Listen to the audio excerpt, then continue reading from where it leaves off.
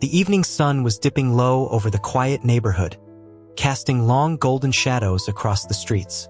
Officer James was finishing what he thought would be a routine shift, his mind already drifting to thoughts of dinner and a quiet night at home.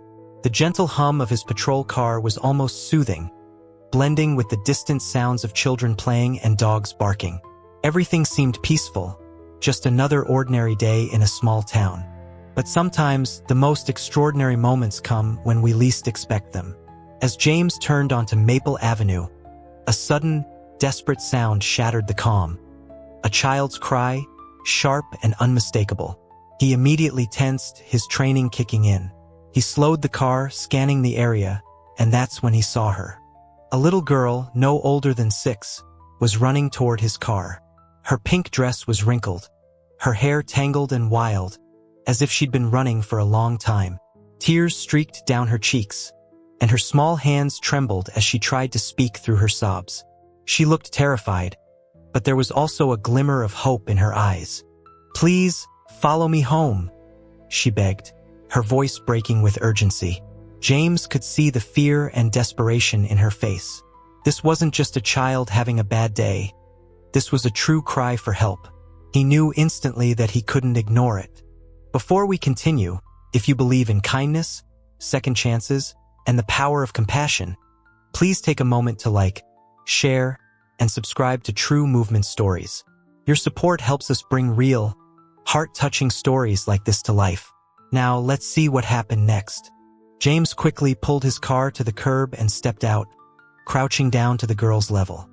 He spoke softly, trying to reassure her that he was there to help. She grabbed his hand tightly, her grip surprisingly strong for someone so small. Without another word, she began to lead him down the street, her pace quick and determined. As they walked, James noticed the subtle signs of neglect in the neighborhood. Some houses had peeling paint, others had overgrown lawns. There was a heaviness in the air, a silence that felt almost unnatural. Emily glanced back at him every few steps, making sure he was still there. He could feel the tension in her grip, the urgency in her steps. They turned down a narrow alley, the shadows growing longer as the sun dipped below the horizon. James's senses were on high alert. He could feel the tension in Emily's grip, the urgency in her steps. The closer they got, the more he noticed subtle signs that something was wrong.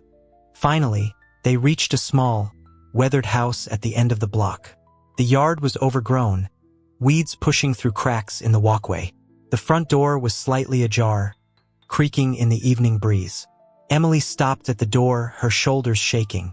She looked up at James, her eyes wide with fear.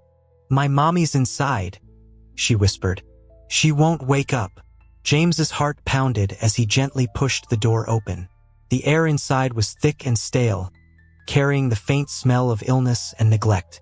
The living room was cluttered with empty food containers, scattered bills, and toys strewn across the floor.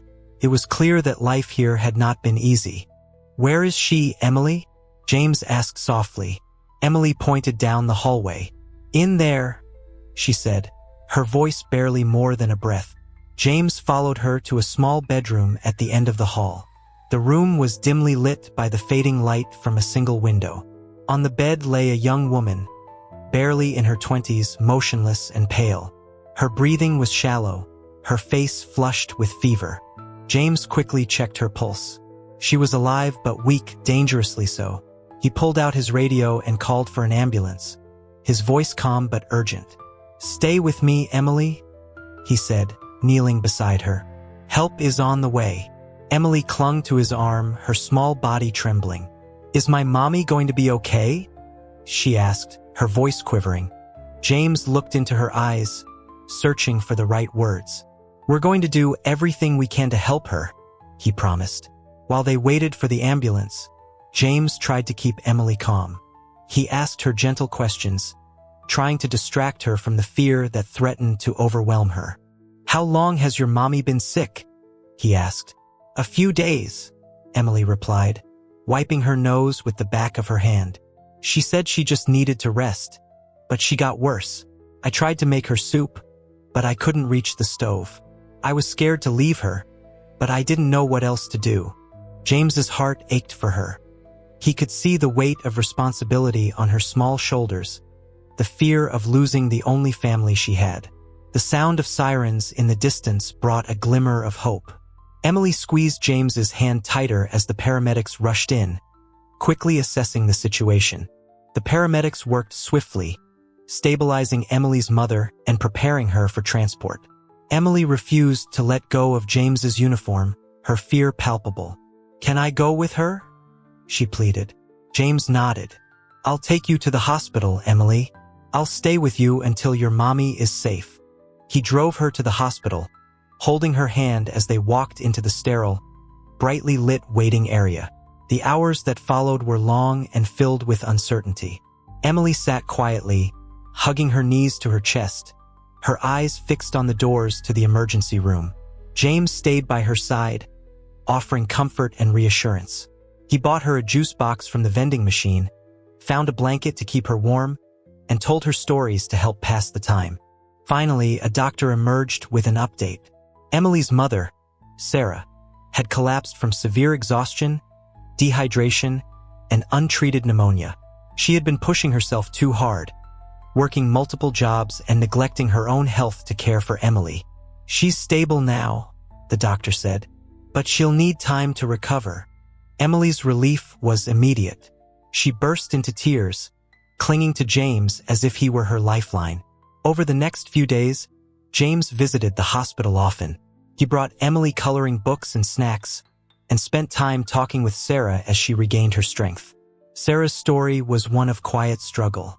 She had been abandoned by Emily's father, left to raise her daughter alone with no family nearby. She worked long hours as a cleaner, taking on as many jobs as she could to make ends meet. The bills piled up, and she often skipped meals to ensure Emily had enough to eat. "I didn't want anyone to know how bad things were," Sarah admitted, her voice barely above a whisper. "I was afraid they'd take Emily away from me." James listened, his heart heavy with empathy. He knew that Sarah's story was not unique. There were countless families in the community facing similar hardships, too proud or too afraid to ask for help. James realized that when Sarah was discharged, she and Emily would return to the same struggles that had nearly cost Sarah her life. He knew he had to do something. Quietly, he reached out to local charities, community organizations, and even some of his fellow officers.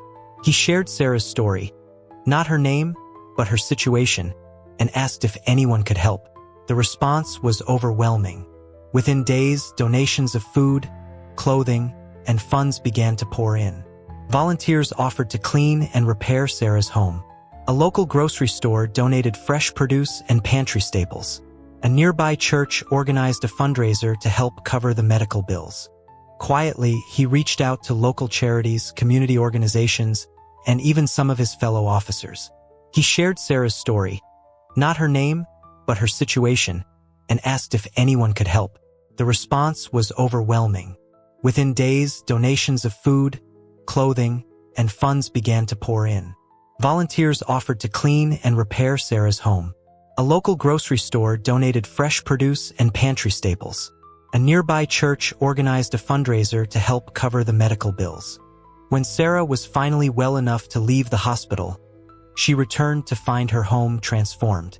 The clutter was gone, the kitchen stocked with groceries, and repairs underway. Emily's room had new bedding and a few toys, donated by families who wanted to help. Sarah broke down in tears, overwhelmed by the kindness of strangers. Emily's smile that day was brighter than James had ever seen. She hugged her mother tightly, then turned and hugged James, whispering a soft thank you that he would carry in his heart for years. The neighborhood, inspired by the story of a little girl's bravery and a community's compassion, continued to check in on Sarah and Emily. Neighbors who had once been strangers now stopped by with meals, offered rides to doctor's appointments, and invited Emily to play with their children.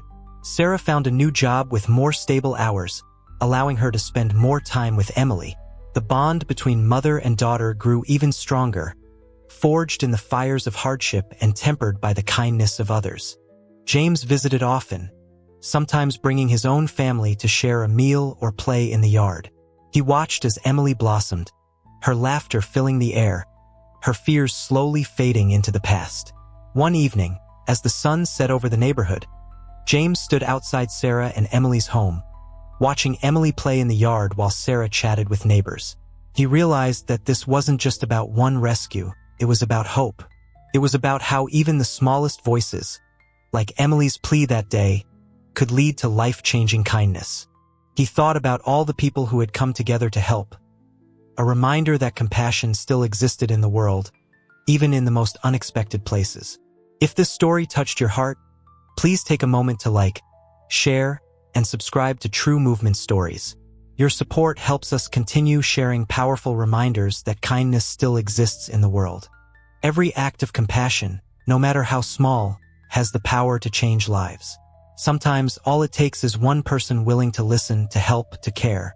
And sometimes it's the courage of a child, running through the streets with hope in her heart, that reminds us all of the difference we can make. Thank you for being part of our community.